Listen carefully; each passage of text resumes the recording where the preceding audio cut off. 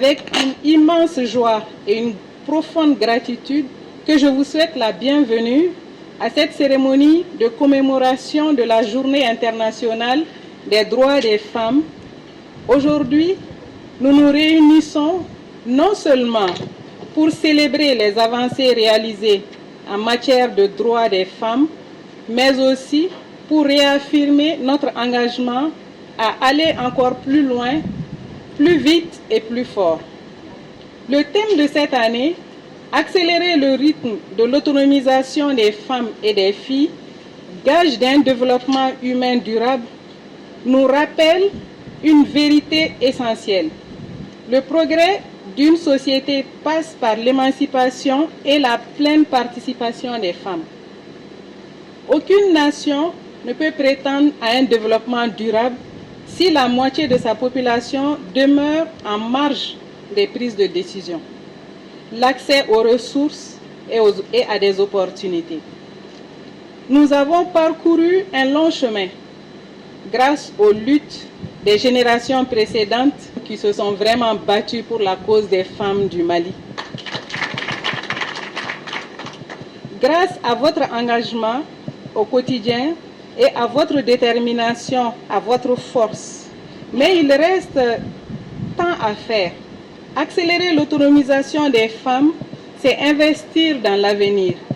C'est permettre aux filles d'accéder à une éducation de qualité.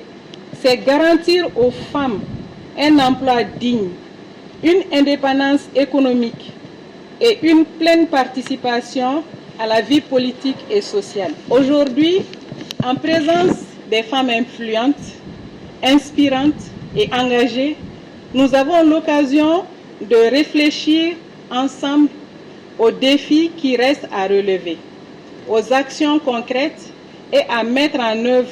Votre voix, votre engagement et votre solidarité sont les moteurs du changement. Alors, en ce 8 mars 2025, nous renouvelons notre engagement pour une société plus juste, plus équitable et plus prospère pour toutes et pour tous. Nous célébrons les avancées, mais surtout, continuons à agir pour que l'égalité ne soit plus un rêve, mais une réalité vécue au quotidien. Mesdames et messieurs, je profite de cette occasion pour remercier sincèrement le président de l'OCLEI pour ses actions en faveur des femmes, du droit des femmes à l'OCLEI. Je cite entre autres la remise équitable de distinctions honorifiques aux femmes et hommes de l'OCLEI. Je cite également l'égalité des chances dans les recrutements à l'OCLEI. Et je remercie le LUSEG pour l'accompagnement à la réalisation de cette activité. C'est avec un immense honneur et une profonde joie que je prends la parole aujourd'hui, en ce jour emblématique où nous célébrons la Journée internationale des femmes. Cette journée, symbole de lutte et de progrès, nous offre l'opportunité de réaffirmer notre engagement indéfectible en faveur de l'égalité des genres et de l'autonomisation des femmes et des filles. Et cela conformément au thème de cette année que Mme Bello vient de nous évoquer, accélérer le rythme de l'autonomisation des femmes et des filles, gage d'un développement durable humain. Je voudrais chaleureusement saluer la présence de chacun et de chacune d'entre vous ici. Et je tiens à remercier tout particulièrement nos partenaires de l'OCLEI, notamment Monsieur le Président et tous les membres du Conseil et tout le personnel de l'OCLEI pour cette initiative et pour leur engagement constant en faveur d'un Mali vertueux où la corruption et l'enrichissement illicite n'affectent pas l'autonomisation de nos chères sœurs, épouses et mamans. Ensemble, nous partageons la conviction que l'égalité des genres est un pilier fondamental pour la construction d'une société juste, équitable et prospère.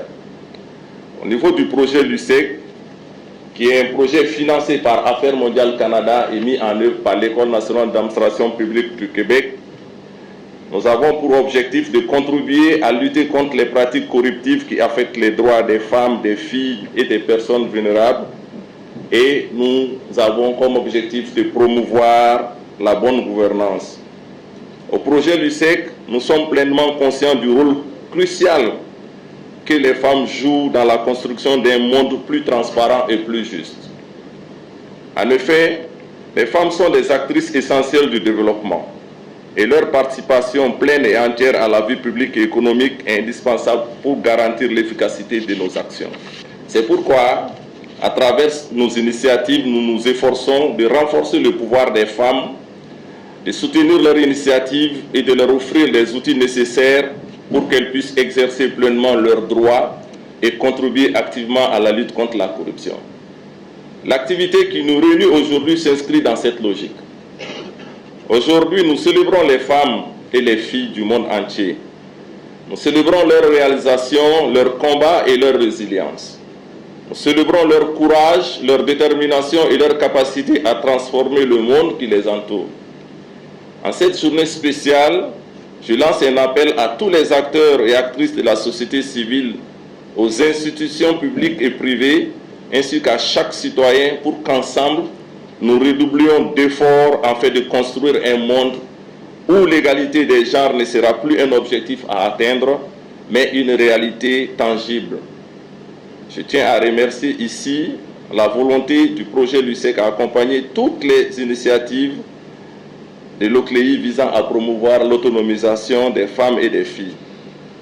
Je voudrais, avant de terminer, remercier Affaires mondiales Canada et l'ambassade du Canada au Mali pour leur soutien indéfectible aux initiatives proposées par le projet LUSEC et l'ensemble de ses partenaires de mise en œuvre. La célébration de la Journée internationale des femmes, édition 2025, m'offre l'opportunité, au nom du Conseil de l'OCLEI, de souhaiter à toutes les femmes du monde et celles du Mali une bonne fête du 8 mars. Depuis 1977, la journée du 8 mars a été institutionnalisée et déclarée Journée internationale de la femme par l'ONU.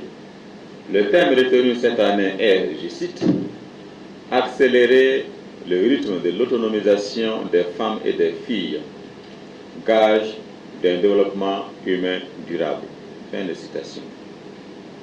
Les chefs d'État africains ont décidé de faire de l'année 2015 l'année que les femmes sont effectivement la moitié de la population malienne. Ce poids démographique, malheureusement, n'est pas reflété sur le plan socio-économique en raison de nombreux obstacles. Par exemple, l'accès difficile à l'éducation, en raison de l'insécurité, du manque d'infrastructures, des pesanteurs sociales et j'en passe.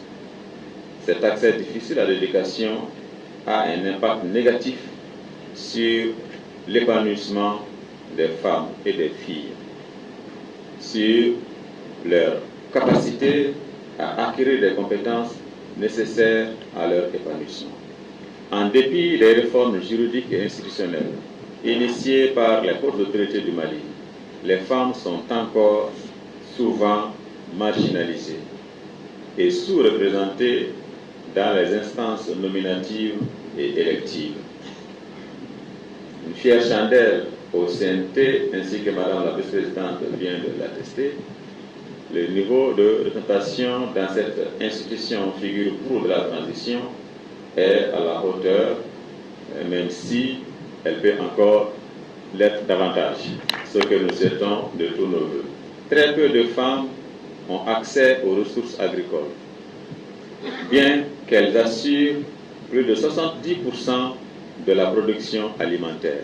Pour la plupart des femmes et des jeunes filles, les contraintes financières liées à une situation de pauvreté, au manque d'autonomie financière et une certaine marginalisation économique sont des freins à leur engagement et à leur réussite dans la vie économique et dans la vie politique. Comment ne pas évoquer les pesanteurs sociaux, culturels et traditionnels, notamment des attitudes patriarcales qui persistent sur et contre les femmes, sans oublier les crises et les conflits qui ont des répercussions négatives sur le coût de la vie et plombent la situation des femmes et des filles. Pourtant, mesdames et messieurs, des efforts sont consentis au niveau de l'État pour garantir aux femmes un cadre de vie meilleur. Le cadre juridique et institutionnel a beaucoup évolué. On peut citer, par exemple, les avancées du Code des personnes et de la famille de 2011, lequel code a restauré l'autorité parentale, donnant donc droit à la parole à la femme, c'est-à-dire à la mère, dans l'éducation, l'encadrement et l'installation des enfants qui sont les siens. Ce code a également accordé au mariage religieux une valeur juridique égale au mariage devant l'officier d'état civil, permettant à toutes nos mères et sœurs de retrouver la dignité à laquelle elles ont droit pour être passées devant l'officier religieux en vue de leur mariage, sans passer devant l'officier d'état civil, ce qui, soit dit en passant, ne met ni en compétition, ni en rang d'infériorité l'officier d'état civil par rapport à l'officier du culte religieux. Simplement permettre aux femmes de jouir de leurs droits liés à la situation juridique de reconnaissance de la valeur du mariage religieux sur un pied d'égalité avec le mariage devant l'officier d'état civil. La ratification et la prise en compte des instruments juridiques internationaux relatifs aux droits de la femme et de l'enfant peuvent également être cités comme des avancées. Par exemple, les pactes de l'ONU du 16 décembre 1966 sur les droits politiques d'une part et sur les droits économiques, sociaux et culturels d'autre part. Nous pouvons citer la Convention sur l'élimination de toutes les formes de discrimination à l'égard des femmes. Nous pouvons citer le programme d'action de Beijing 1995, comme l'a dit Madame la Première vice-présidente, ce processus qui a 30 ans à partir de cette déclaration de Beijing. La loi numéro 2015-052 du 18 décembre 2015 instituant des mesures pour promouvoir le genre dans l'accès aux fonctions nominatives et électives.